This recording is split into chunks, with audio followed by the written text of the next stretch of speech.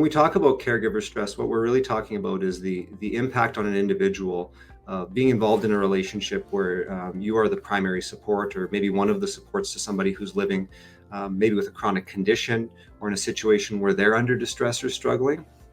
And that can have an impact on you emotionally and physically. There are a number of factors that contribute to the development of caregiver stress and it getting worse over time.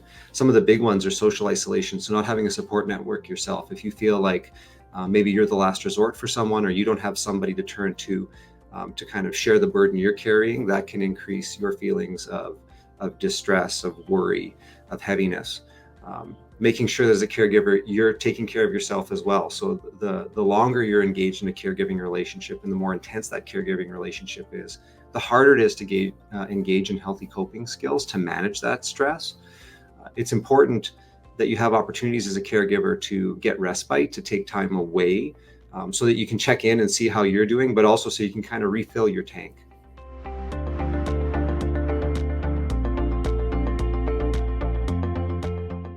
Feelings of momentary distress or worry, or feeling maybe tired, that's not abnormal, but it becomes concerning when some of those feelings persist. When you start feeling like you're constantly tired, like you can't manage anymore.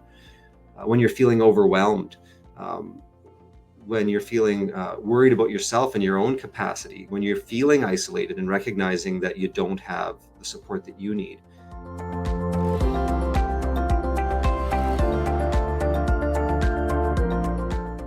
The first thing I'd say is it's important to have space to step back and assess how you're doing as a caregiver.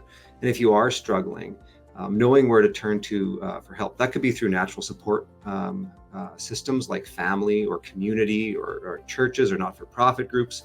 Having those connections in place before the stress becomes bad is important, so that when it's difficult, you know where to turn to.